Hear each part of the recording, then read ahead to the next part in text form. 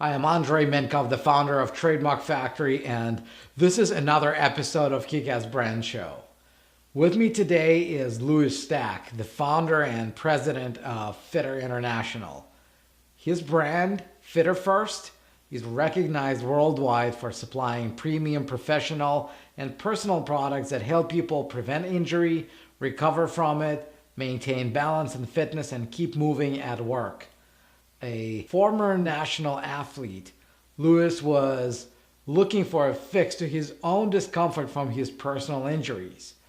What he came up with grew into a worldwide multi-million-dollar company that caters to high-performance athletes and regular families, injury and rehabilitation patients, and now through the new line of products called Active Office, also the everyday office worker. In this interview, Louis shared his vision of 3 must-haves of every successful business and also discussed how he uses his brand to acquire more business. Get ready, here it comes.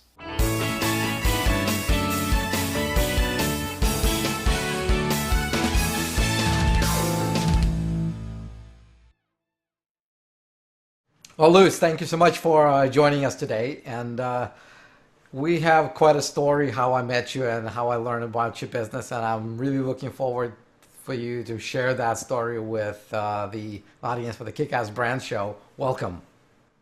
Thanks for having me. It's a pleasure to be here, Andrei. So I don't know if you remember. So I met you at this small business trade show. How many years ago was that? I think it was like 5 years ago or so. Yeah. Was that in Toronto or in Vancouver? I think Or it well, was. I both. think it was Calgary or Vancouver. We did 3 shows, sorry, then in Vancouver and then Toronto, maybe all 3, I'm not sure. I think I met you in Calgary. Okay. And I was having a booth and hoping that we'd attract a lot of attention from small business owners who would need trademarks. And Lewis's booth just happened to be next to mine or very close to mine. And a lot of times it was very slow. The traffic was slow, and so the exhibitors were just walking to from one Yeah. exhibit to the next, and that's how we met. And I found out that you started this company. You're going to tell us the story a long time ago, and you have so many brands. And what amazed me about Louis is his attention to branding and how important the brand is in the business. So why don't you tell me your story, or why don't you tell us the story, how this whole thing started? It's fairly simple. At 23 years old, I lost my balance. I had knee and double foot surgery from different injuries and birth things, and we just take balance for granted until you don't have it. And I wanted to ski race, but I was a good skier, but not a racer, and didn't have the wherewithal to do that. I was a hard worker, and I was working with a job with related to Alpine Canada in marketing. It was not a very good job, I might add, but it was doing sales. Right. And after the foot surgery, I couldn't ski for 2 years, and I came across an Austrian-made ski machine that I started playing with. I kind of liked the idea, and I was kind of into fitness, but it helped me with my balance on my feet to get better. And really, I kind of had this idea, maybe I should build this. And I kind of looked at it. I thought about it for a year and a half, played with this, showed it a bunch of physical therapists that I'd learned because I was going through rehab, or I had been through rehab. And basically, one Sunday morning, January 1985, I had a serendipity moment in my little pink house I was renting where the last year had pulled together, and I realized how I could make this machine with no money. Key is I had no money, I had no skill. So with those two challenges, I figured out what to do. And I phoned my brother and said, get your tools and come to Calgary. He lived in BC, and he was without work. This is at the heart of the National Energy Program in Western Canada, Trudeau's legacy of choking Alberta off. And so there was no work, and I was sort of broken anyways. And we spent the next month figuring out how to build this machine out of wood and aluminum, and I had to go get some suppliers who would give me terms. And again, I borrowed $3,000 from my mom, so that was how much money I had, and I waited tables at night because as I got my health back, I could walk again. And that's really how we started. We built 2 machines. I showed them around to some people, decided I could build it, didn't trademark trademarked the word fitter and ski fitter as well, even back then, because I knew I wanted to protect the word fitter. I liked it. I thought it could be clothing, it could be a business, it could be a gym, it could be anything. Yeah. So I knew that was better. It's kind of like Avis, we try harder, the number 2 compared to number 1. So that was how it got started as fitter. And then the Pro Fitter is the first machine, stands for proprioception, but it's also professional. So it was kind of got both those markets.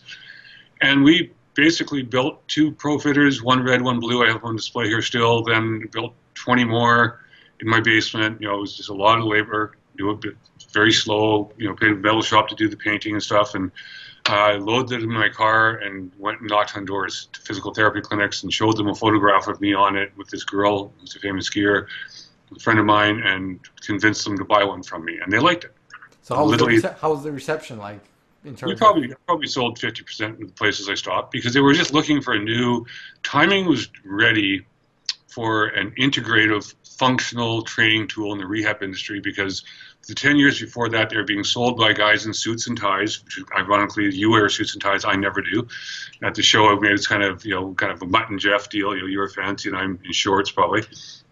But they liked it because it was cost effective. It gave them a solution that helped their clients learn to have balance and stability in a integrated fashion where they're working with gravity and reality, like real life skills, not sitting on a bench and doing a leg extension and a computer printout. Right. And it was just really good timing. And all the leading sports medicine people loved this product, and I had the gumption to build them in my basement, load up my car, and drive until I was sold out, and go back, build some more. And my brother would help me build them, and we ended up building our own shop, and listening to our customers who said, this is a great thing, but what we really need is a good balance board. Once someone said I would become the king of the balance board, and I was dying laughing. I thought it was the stupidest thing I ever heard. We probably are the world leader in balance boards now. That's what we do. Is we sell balance and core stability products for the rehab market, the elite athlete training market, for families, and for the workplace.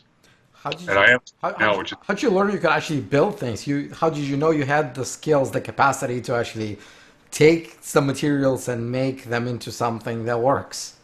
The good news for me is I was the youngest of 7 kids raised by my mother, and my brothers were always in the shop, in the garage, working on cars, building hovercrafts, building motorcycles, building stuff. They just always, because back then like my brother had automotive degree in grade 12.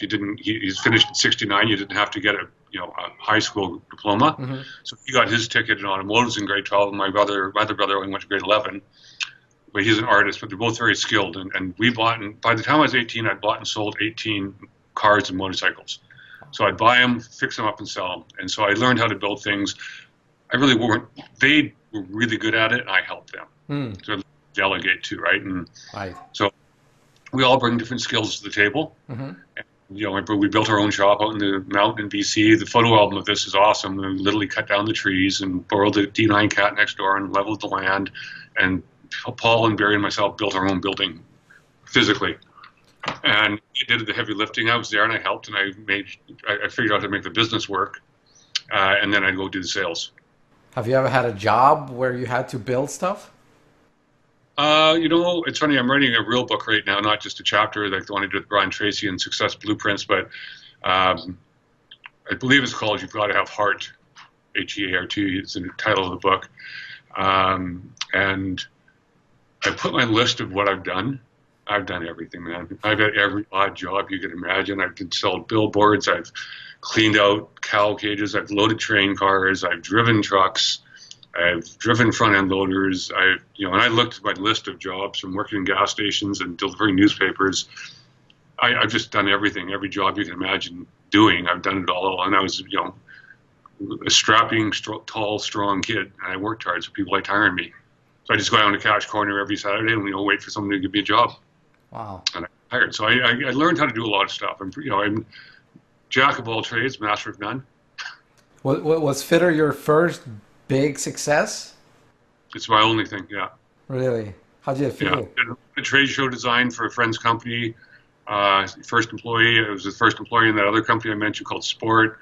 They both kind of went off the rails and went bankrupt. So I saw 2 companies start and then fail. And I kind of said, well, I see how not to do it. That's pretty obvious. So, and kind of bootstrapped it the whole way. The good news is if you don't have a lot of money, as a speed skier, when I raced World Cup, I always told people I might be doing 127 miles an hour in skis, but I'm pretty close to the ground. So if I fall, you don't fall very far.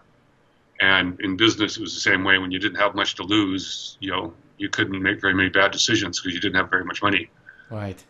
So, it's fun. Some people get big nest eggs and try to start a business and backfires because when they run out of money, they don't know what to do. So I couldn't run out of money because I didn't have any to run out of.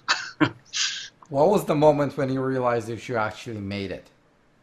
That's been a good question. It's funny. A young lady who was a past employee brought this back. I sent her to Japan on a show, and she brought I this had back. one like this. I had one Yeah. like this in 1989. The Americans brought something to us in Russia. The American family that I used to live in.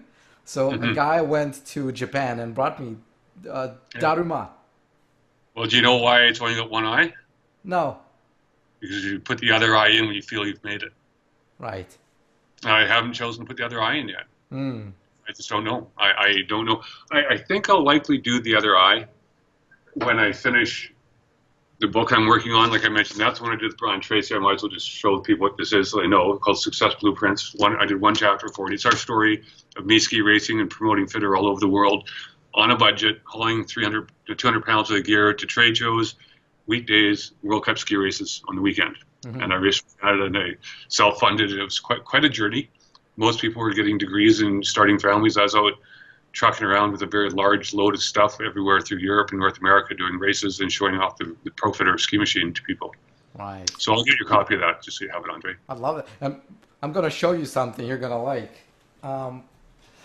Here. This is what I typically sit on. Oh, yeah. I had to, well, first of all, I had to switch the fabric because the old one just went kaput.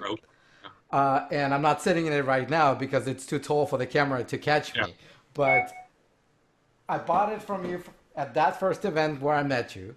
It's called a swapper chair from Germany. They're a wonderful product. Yeah, and there was just such an amazing sales guy. I was blown away. Like I didn't go to that show to buy stuff. Yes, an $800 chair, right? Yeah, but yeah, I know it's not your product, but it's one of the products that you've been endorsing and have been very successful at, right? Yeah. And that's what we were about. I'm a product expert. 990 trade shows worldwide since 1985. I've learned how to find products. I've learned how to cross-pollinate in the 5 industries I've come from. Find something in one industry and introduce it to another industry that doesn't know it exists and don't understand the application. And I've been very successful at taking what was needed in the rehab industry for athletics and training. Injury and prevention was the first pillar. The second pillar is athletics and training. That was my 30s when I ski raced. My kids in our 40s, my wife and myself, and my wife's my business partner. She runs the whole operation. The family fitness pillar was created. Again, the same tools around balance and core stability, but now our focus was young kids and family and wellness. And then I started sitting, and the reason I'm sitting in a chair right now, is for filming, because we've learned the media that giving a news anchor a swapper chair or having me standing on something moving makes my head all over, and it's very distracting when you're trying to deliver the news. Right. But so sitting for this purpose is fine, but generally the whole active office is developing of introduction of balance and core stability as part of your daily routine. I tell people that our balance products are like toothbrushes, and you can brush your teeth because you've got cavities or so you don't get cavities. The tooth never changes. It's just your attitude towards it. That's what Fitter's about. We've learned that everyone is going to succumb to time and gravity. Our job is to keep the best relationship we can with time and gravity and the best posture we can so that we age as gracefully and as long as possible and enjoy quality of life until the other team wins. And every time we give up our posture and our relationship with gravity, it's kind of like playing at a card game and saying, I'm going to let you win this hand. The problem with the game is you're going to lose ultimately. So you never lose on any of the hands because the outcome predictable is how long can the game go. And so we know that balance and stability is not like cardio and strength. It's a daily habit. It's a ritual. If you do it well and you maintain it, when you see an 80-year-old with great health, you see them move. What we're helping people achieve in their lives. And I'll just finish on the note here. It's SAM, which you trademarked for us in the U.S. and Canada, and it's our first slogan. I thought about going skiing one morning in the late 80s, and it was got a character named Sam, his face, and SAM is stability, agility, and mobility, and it stands for, as you probably know, practice stability in daily living, to have better agility at play, and maintain mobility for life. That's for your whole life and for the quality of life. So it's a double whammy on life. It's because life's better if you enjoy doing what you're doing and you're happy and you feel good about yourself. That's so deep. It's all come to me over 32 years of practice. Let me take you back to Fitter, to when you first, started the product, named it. How did you know you had to trademark it? Because you were doing stuff, but look, a lot of and I see that skepticism, but you would be amazed how many business owners start businesses with amazing names, have no idea they need to trademark the name. So how did you know about that? Well, the essence of what happened is the original product came from Austria. In Austrian, it was called a ski fitter, F-I-T-E-R. The guy who brought the first one here, and he wasn't into selling them, he just brought one to use, but he thought maybe there's some kind of opportunity with it. I was with Alpine Canada, I told you, in a marketing company, and I found it. Well, he showed it to me, and I was intrigued with it, and I had the injury, so I wanted to rehab, and I liked it. So I bought one from him. He only had one. And he brought 4 more over, but the Austrian company that made it didn't want to sell the product. In Austria, as you probably know, ski racing is like hockey in Canada. It's everything. Yeah. You don't help other people ski race better because they want to be the kings. So whoever made this, it was a company that was a world leader or an Austrian leader in making light standards, like big metal standards for lighting cities. And one of their engineers made this for his kid who was trying to make the Austrian ski team.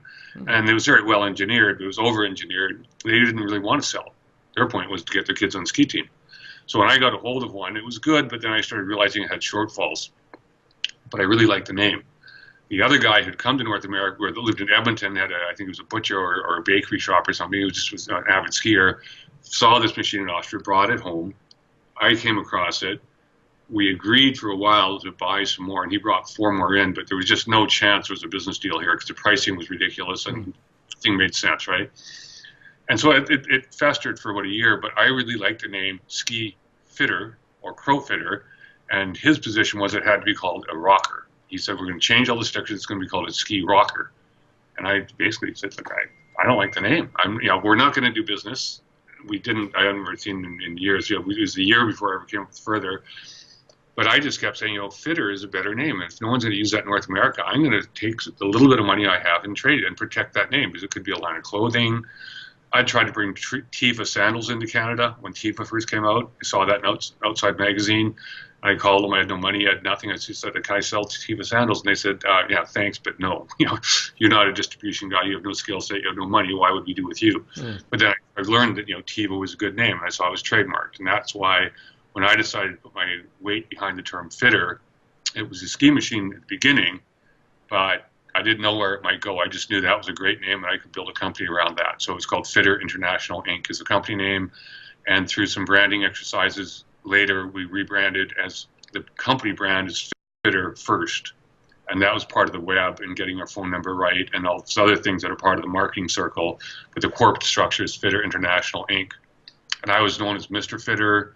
People thought that exercise things were called fitters. They thought the ski machine was called a fitter. They thought the wobble boards were called fitters. They thought the company was called Fitter. So there's huge brand confusion around the word fitter. I had to try to slice and dice that to make it manageable. So, but I protected the name Fitter and Ski Fitter and Pro Fitter and a bunch of other things around Fitter too over the years. Yeah. Did you file your own trademark or did you have somebody do it for you? No, it was a long time ago. From in San Francisco, I found, and it was expensive and it was hard and painful and it wasn't much fun, but it was required. Yeah. And that's its own stories. It was kind of a neat experience. We didn't trademark. We didn't patent the product. I've got a lot of patents since then, but that original design is not patented. And it would have expired by now anyways, but our trade names are certainly well protected and we protect all of them. Yeah. So I was listening to your voicemail the other day, and it's so cool that you're so proud about that award that you recently got. You want to tell us about this? Another friend who won it a few years earlier said it was like the Olympics of small business. It's the Ernst & Young Entrepreneur of the Year Award. It was to the Prairie region and they had 6 categories, and we were nominated a year earlier, and then we were offered, we got renominated, which was a good sign. The first year we lost out to a guy who had 51 car dealerships and was doing over $2 billion in business. So we're a lot smaller than that. And then the next year they had a health and fitness category, and there was 6 different companies nominated, and we were finalists, and then we won our category. The gentleman who won overall for the Prairie region went to Toronto. One company out of the 6 goes to the Nationals, and he didn't only win the Canadian National Championship. He then went to Monaco in the spring. This is a gentleman from Saskatchewan. Competed against the world, and everyone thought 2 boys named the Marriott brothers were going to win. No. Boy from AGT Foods in Saskatchewan won the World Entrepreneur of the Year. So that's the highest, biggest award. It's only ever been 30 of them named worldwide. The only other Canadian to ever win was Founders Cirque du Soleil. Wow. A successful brand worldwide. So this is branding. AGT Food is a world leader in lentils and chickpea production worldwide. Very interesting, humble guy. But it's the Entrepreneur Award of Business, and it's all over the world, and it's a worldwide competition. We carry Veridesk for Canada, the Stanset desk accessory. Proud to say that our cohorts down in the U.S. that invented the product and let us distribute in Canada, they won their division for the U.S. as well at the national title in the U.S. They didn't go to the Monaco, but they were one of the top 3 companies in North America to win their category, and then the group that's going on to Monaco was on the verge of curing cancer, so pretty heavy-hitting competition, right? Yeah. So we're very honored to be part of that, and that's a forever kind of club you get to be part of now. We have our instant young trophy at our front entrance, and much prized and very proud to have it. But you still didn't draw in the second eye. Daruma. Yeah, that's never enough, eh? never. No, I think there's room to go here. There's always room for more. There's always room for more. And actually, look, I've changing the way we work, reviving our 9 to 5 as a society and a way of life. Ralph Nader did success with unsafe at any speed in the auto industry. He got that industry to change their perspective, and that's our mission, is to change the way people work, so that forever going forward, work and education will not be a liability to our long-term health. It'll be an asset to our long-term health, and that is my calling in life. In another video, I told someone that I'll feel like I've hit a home run when it's commonplace, just like a toothbrush or a seatbelt, that people move in their chairs and they stand up every half an hour and they're active in the workplace, and the workplace becomes a long-term asset to their health, not a liability, as it is for most people today. Well, if you insert a timed electric shocker in your chair every 30 minutes, maybe, yeah. I don't know how you know you're at the finish line, but you know what?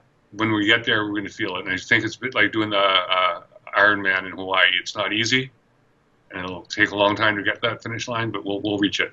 One of the lessons I learned in business actually came from you indirectly, and it dates back to that trade show where I met you, because I will always remember this. So I had this trade show experience. It was my first or second trade show, and I felt so energized by all the people who I spoke with, who took my business cards, who gave me their business cards, and I felt like, this is it. We're going to have so many sales. And I came home with 0 sales. Nobody bought. And I'm like, what happened? What just happened? It was, it looked so good, but it was such a failure. And then 2 years later, there was 2 people, 2 clients who came, sent me an email on the same day, 2 years after the show. Wow. And one of them was you, the other one was another one I'm not going to mention. And combined, you guys bought, over 10 trademarks from us. That was a good payday.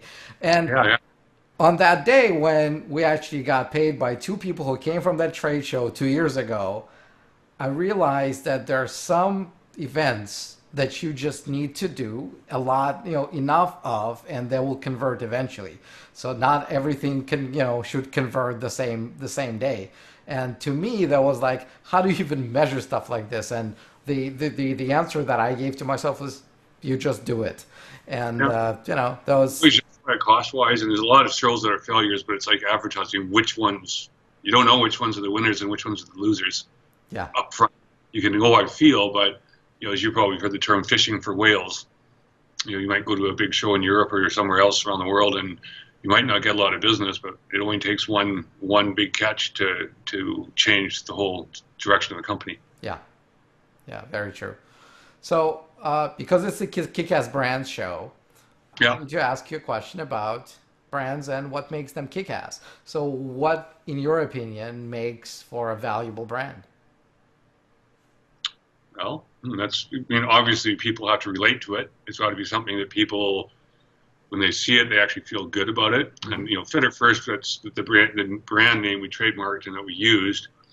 That represents all the products, both our original products that we make, as well as other ones that we selectively pick that we say, fit into whatever catalog we happen to have at the time. But, so it's not just our products, it's a mix of other people's brands. Mm-hmm. It's got to be simple. It's got to be, branding. It's got to be fantastic.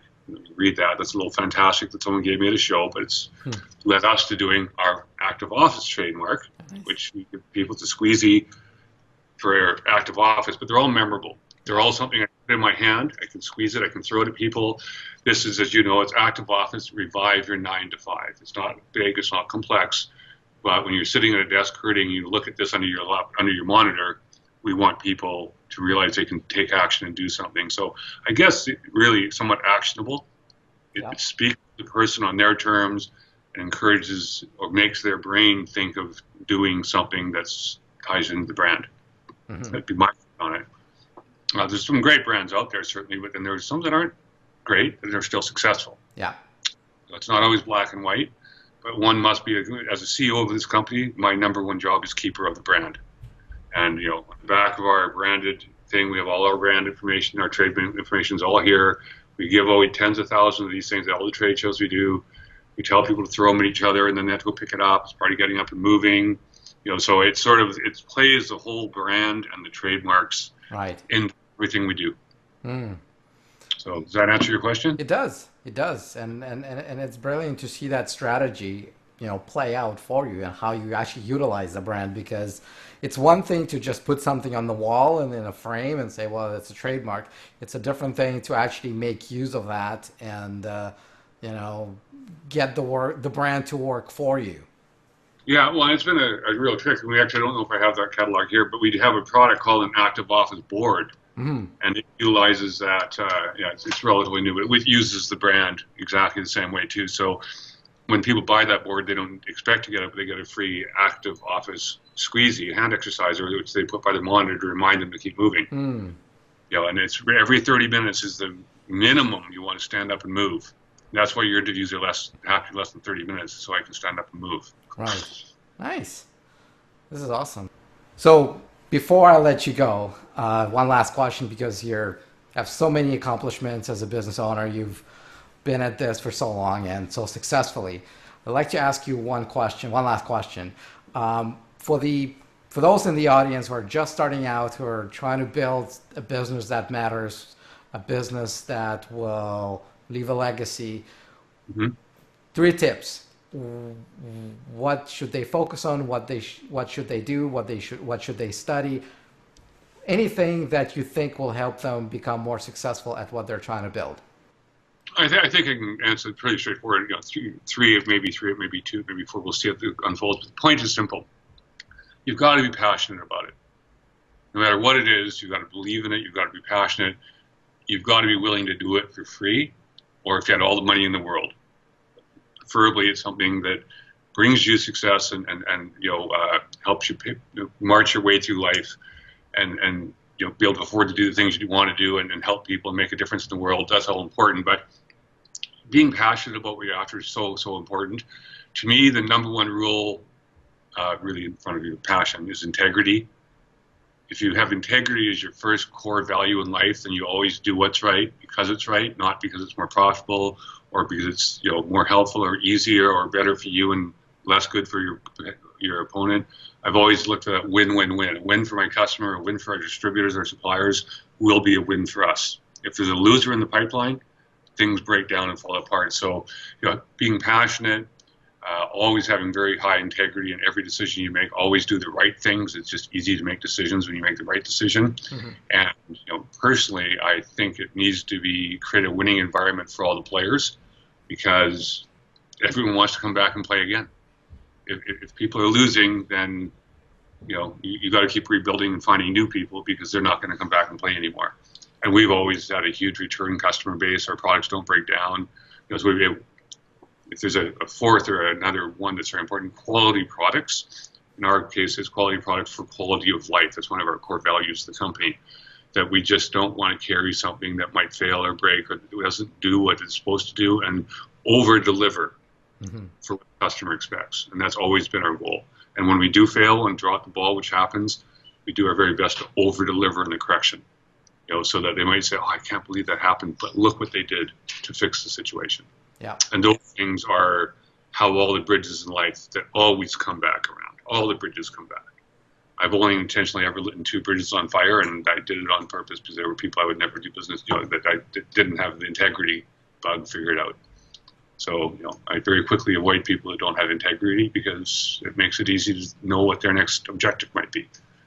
It's not in that, better serving of society and making the world a better place. Right. So there's the answer, but, the win-win-win, passion, integrity, I think those are the 3 big ones. Thank you. So if somebody's looking to see what products you offer, where would they find you? Our website is www.fitter1.com, so F-I-T-T-E-R, the numeral 1. Fitterfirst, just Fitter, you'll find us as well. It's our brand name is Fitter, as you might recall, given our trademark lawyer and all that stuff. I highly encourage people. Our neighbors just opened up a new business. They're world-class climbers. They do climbing rehab, and it's called Move to Move. I believe that they're now your customers. I certainly went as a customer and said, you guys need to protect that name. That's an awesome name. They promote movement of the human body so that you can move for your whole life, and I'm sure they're customers now. He told me they are. Yeah. But I'm a firm believer. If you find something you're going to hang your hat on and build your life on, own your own name. And actually, I think it was something I got from you. I went out and made sure I owned all my own family names, like Louis Stack and my wife and my kids, all their names, their .coms. We own them all. Yeah. Why would I want someone else to own that stuff? Right? And if I don't own it and or do something successful and someone else has gone and taken it, then I have to fight to get it back. So I think it's important to protect what is, I guess, rightfully yours, or that you're going to make yours, which is the service you provide. And I thank you for that. Yeah, you're right, because sometimes it's not just about the pleasure of having it; it's about avoiding the pain of not having it. Yeah. Of somebody else having it. Yeah, yeah. And sometimes it's a little bit of pain to protect it. Once you own it, you have it. And, I will put a plug in. Your service is excellent. Your team has been great. You've been cost effective. You've helped us get it done. At first, it seemed like I didn't know. It's kind of hesitant. I'm pretty thrifty. And I think what you're building and the service you provide to people is extremely valuable. And I very much thank you for it. Thank you, Louis. Appreciate that. Well, again, thank you so much for doing this interview. You've shared a lot of really valuable information and a lot of wisdom, really, to what you've done, to what you've built, to what you've accomplished. So thank you for being here, and I look forward to staying in touch with you. And yes, for everyone, stay active. 8 hours every day, it can be a health liability or a healthy asset. You might as well make it a healthy asset. It's your choice to your listeners. Do you sell these, or do you only give those out? People haven't asked to buy. Well, actually, people have bought them. Yes, we could sell them. I never thought to, but they're a promotional item for trade shows. So if people in the audience would really like to have one on their desk, how would they get one? They would go to our website and either fire us an email and look at our active office board. If they buy an active office board, which is a product that you help Trademark, it's a board just use your stand-sit desk that floats. So it's not a wobble board; it's a floating board. Generally speaking, one of these come with them. But if someone makes a request, we're pretty accommodating. There you go. Okay. All right. Thank you. Fitterfirst.com. Thanks, Andrei. Perfect. I hope you enjoyed this episode as much as I did. So here's my question to you. What did you learn from this episode? Is there anything you're going to implement in your business as a result of what you've learned? Are you going to consider switching to one of the products that Fitterfirst offers to make your sedentary life a little easier? Louis and I would love to hear from you. So leave your comment below and share this interview with your friends. And if you subscribe, you'll be the first to receive updates about new episodes. So do it now. Subscribe and never miss another episode. And if you think you deserve to be on the show because you have a kick-ass brand, email me at next at kickassbrandshow.com. Next at kickassbrandshow.com. I'll see you in the next video.